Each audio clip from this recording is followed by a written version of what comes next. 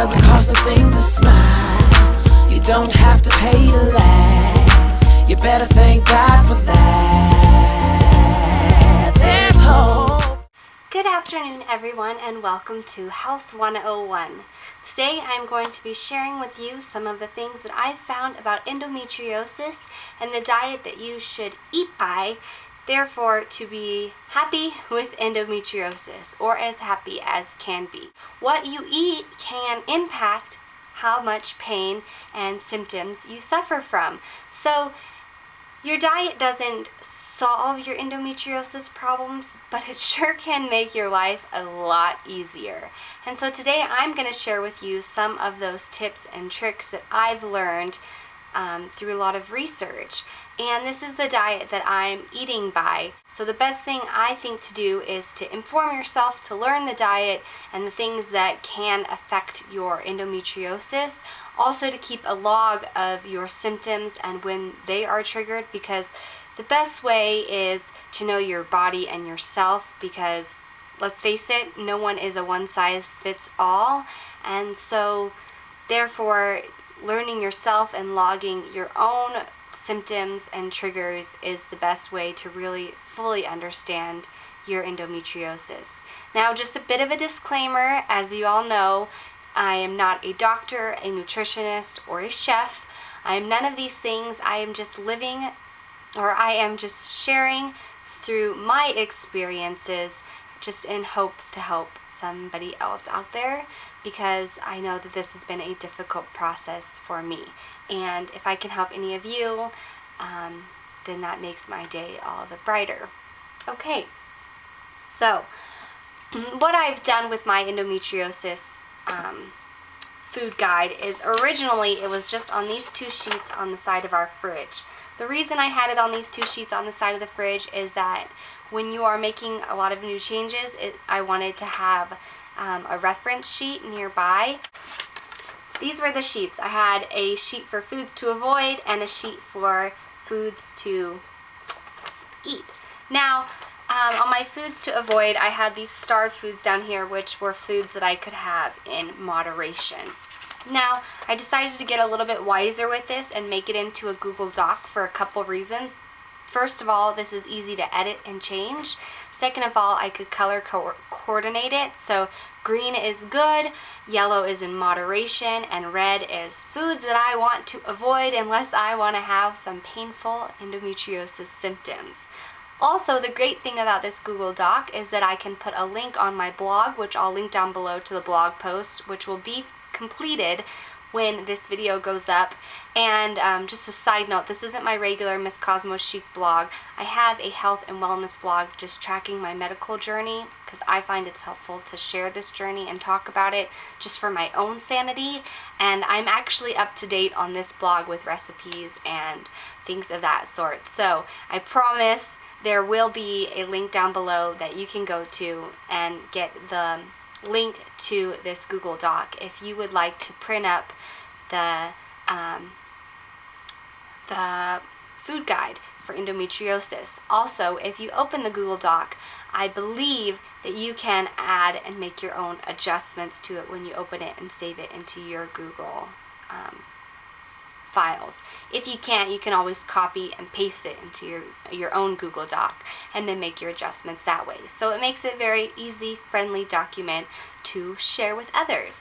Now I'm going to show it to you on the iPad, so hopefully there isn't too much glare. I haven't done this before in a video, so we're going to just see how this goes. So this is what it looks like. Oh yeah, that's not bad. And as you guys can see, the color coordination, and I have a couple columns here. So the first column is for the foods. The second column, I have to look. I'm going to get real close. The second column is for examples. The third column is for other information. And the fourth column is for exceptions. Now what I'm going to do is I'm actually going to change this camera angle down so that you guys can see the Google Doc while I'm going over it, and I just think this will be an easier way for me to share with you the endometriosis diet that I live by. So here we are at an overview of my iPad and my Google Doc spreadsheet of my endometriosis food list. So I'm going to start at the green section. So we have the 4 columns: foods, examples, and then this is a bit cut off, but this is other, and then over here is exceptions. And I'll go through those as we go through the list. So the first section I actually gave its own grouping, and that's raw fruits and vegetables.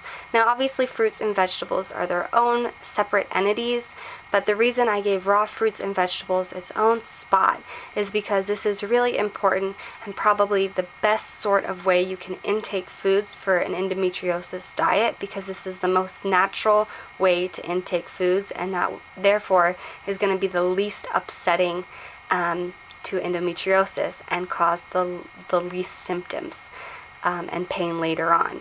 So you want to eat as many raw fruits and vegetables as you can in a day. Now next on the list is vegetables, and then the next category is fruits. These are probably 2 of the main categories on this list.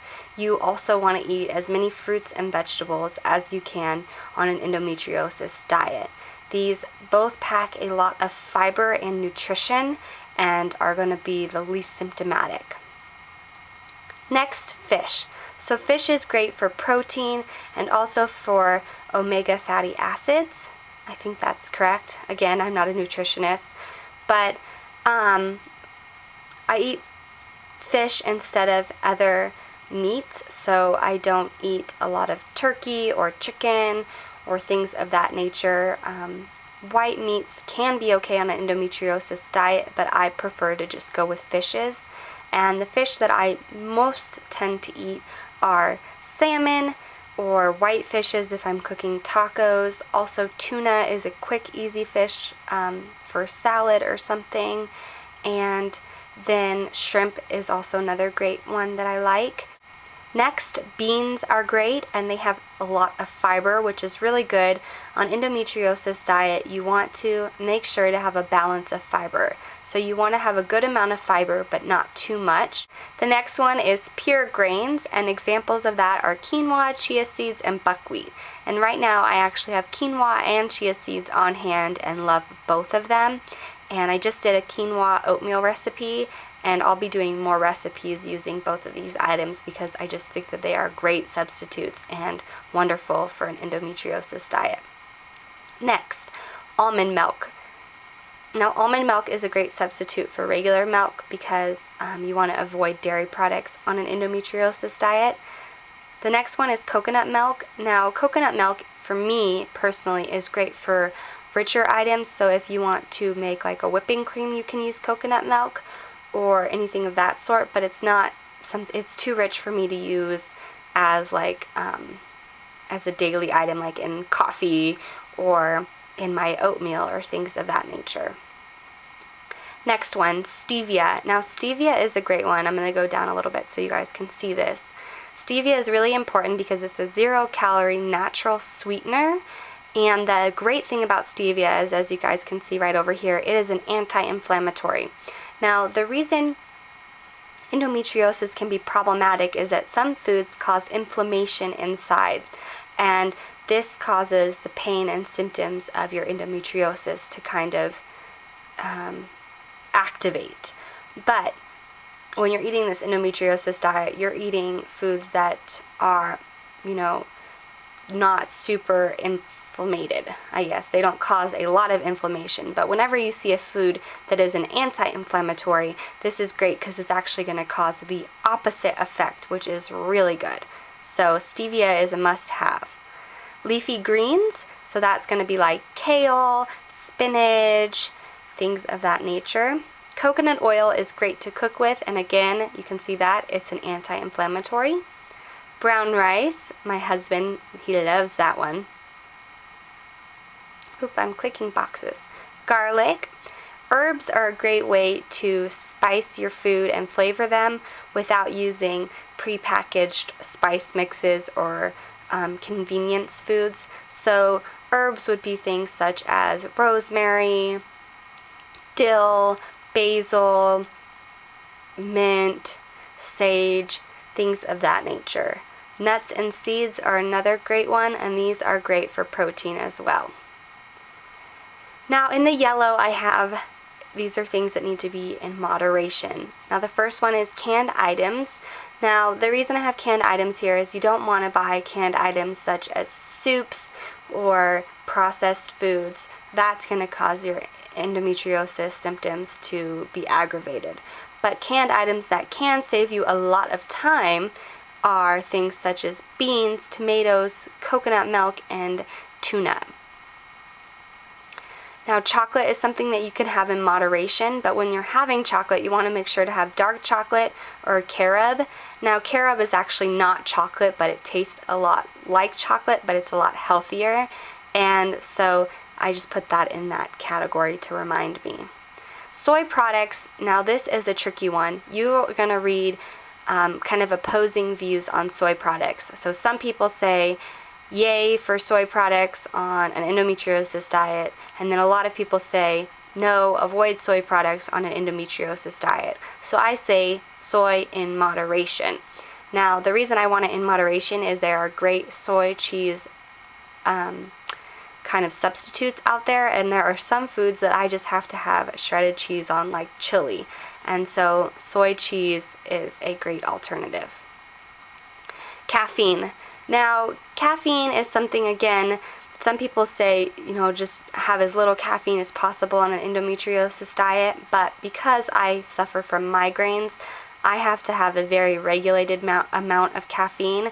So I have caffeine in moderation at 2 cups a day every day. So no more, no less. That's where I like to keep my caffeine intake. And that includes coffees or caffeinated teas, anything of that sort. Alcohol.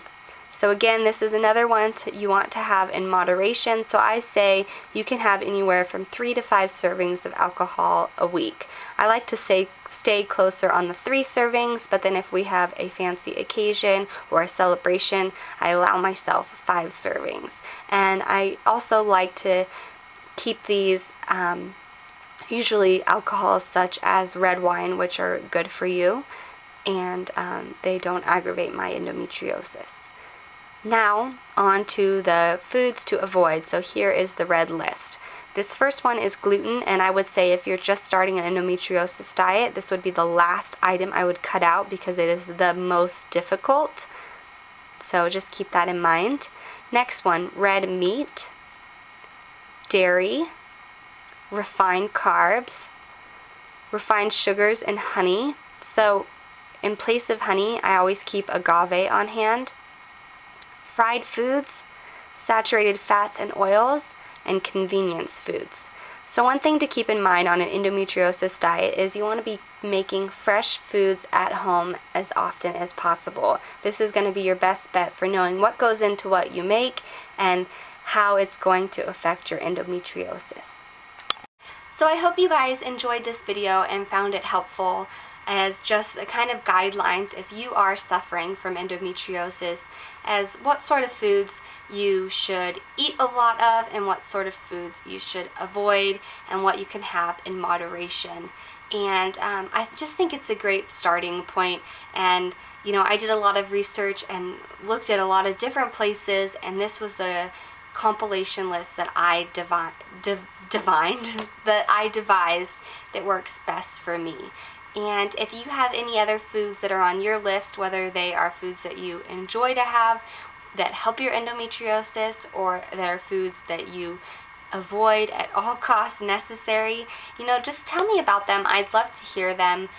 You know, this is a work in process for me, and I think with anybody else with endometriosis, you kind of just learn as you go and what works for you. So I'm always open to suggestions.